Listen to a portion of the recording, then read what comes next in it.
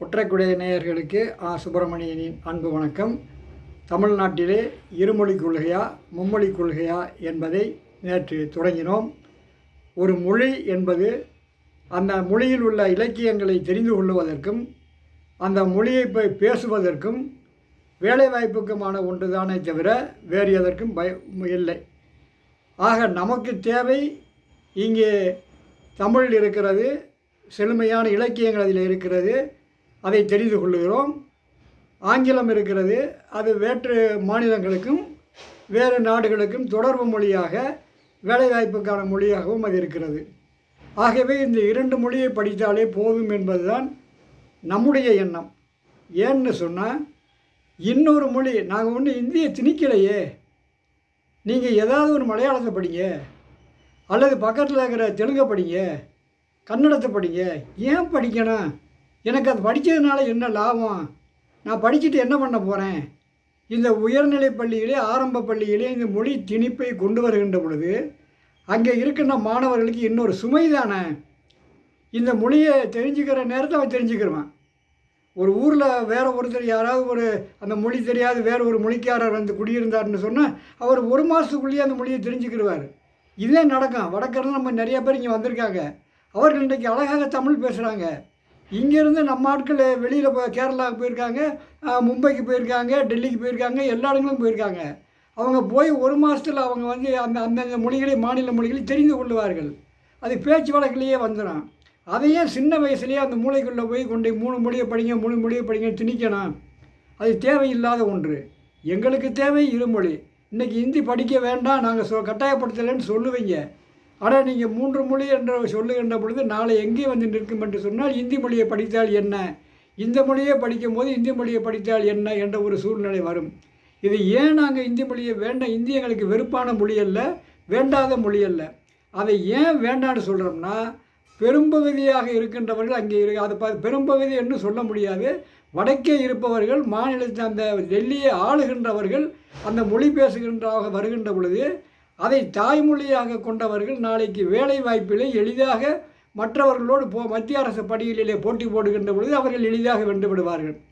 இந்த மொழியை இங்கே புதிதாக இருப்பது எங்களுக்கு என்னதான் படித்தாலும் எங்களுடைய மொழியைப் போல அந்த மொழியிலே எங்களால் எழுத முடியாது, அவர்களைப் போல முன்னேறி வர முடியாது என்பதுதான் உண்மை. ஆக அந்த நிலையிலே தமிழன் 2ஆம் தர குடிமகனாக மாற்றப்பட்டு விடுவான். இந்த நிலையிலே தான் 1965 பேரறிஞர் அண்ணா அவர்கள் இந்தி இருந்து விட்டு போகட்டும், எங்களுக்கு அதில் எந்த விதமான ஆட்சேபனையும் இல்லை. பெரியாரும் அதைத்தான் சொன்னார். அது விருப்ப பாடமாக இருப்பதிலே எங்களுக்கு எந்த விதமான ஆட்சேபனையும் இல்லை என்று தான் சொன்னார். ஆனால் அன்றைக்கு இருந்த அந்த காங்கிரஸ் அரசு இந்தியை கட்டாயமாக திணித்தே திரிவேன் என்று சொன்னார்கள். ராஜாஜி முதலமைச்சராக இருந்தார். அவர் இந்தியை திணிப்பேன் என்று சொன்னார். அதற்கு பிறகு அங்கே நடந்த ஒரு பெரிய போராட்டத்தை பார்த்துவிட்டு தான் இந்த இந்தி சனியனுக்கு இவ்வளவு எதிர்ப்பு வரும் தெரிஞ்சிருந்தால் நான் செஞ்சிருக்கவே மாட்டேன் என்ன அவரே பின்னாடி சொன்னார். அதற்கு பின்னால் 65 நடைபெற்ற அந்த இந்திய எதிர்ப்பு போராட்டத்திலே அவரை முன்னின்றார், அதை ஆதரித்தார். ஏனென்றால் அதனுடைய நிலை என்ன என்பதை, இங்கே இந்தி வந்தால் என்ன ஆகும் என்பதை இங்கே அவர் தெரிந்து கொண்டார். அந்த நிலையை புரிந்து கொள்ளாமல் மத்தியிலே ஆளும் கட்சி இருக்கிறது என்பதற்காக அந்த கட்சியைச் சேர்ந்தவர்கள் இங்கே தமிழனாக நீ தமிழ்நாட்டில் இருக்கிறாய், தமிழ்நாட்டினுடைய நலனைத்தான் பார்க்க வேண்டுமே தவிர அந்த கட்சி கொண்டு வருகின்ற சட்டங்கள் எல்லாம் சரியானது என்று சொல்ல முடியாது. அப்படி சொல்லியே தான் அந்த காங்கிரஸ் தமிழ்நாட்டிலே காணாமல் போய்விட்டது. இன்றைக்கு இன்னொரு கட்சியோடு சேர்ந்து எப்படியாவது 2-3 சீட்டு கிடைக்குமா என்ற நிலையில தான் இருக்கிறது. நீங்கள் அது ஆளுங்கட்சியாக இருந்த கட்சி, 20 ஆண்டு காலம் இந்த நாட்டை ஆண்ட கட்சி. ஆனால் நீங்கள் இன்னும் அந்த ஆளுங்கட்சியாகவே வரல. அப்படி இருக்கும்போது ஏன் இந்த தமிழர்களுக்கு எதிரான ஒரு செயலை, வெறுப்பான ஒரு செயலை, பிடிக்காத ஒரு செயலை செய்ய வேண்டும் என நினைக்கிறீர்கள்? அதற்கு ஏன் ஆளவட்டம் போடுகிறீர்கள், தூக்கி சுமந்து கொண்டு இருக்கிறீர்கள்? எங்களுக்கு இருமொழி போதும். முதல்வர் சொன்னது சரியான பதில்தான். இந்த இந்திய எழுத்துக்களை அழிக்கிறார்களே என்று சொல்லுகின்ற பொழுது அது தேவை, அது பாட்டுக்கு இருந்தால் இருக்குதுங்கிறது வேறு.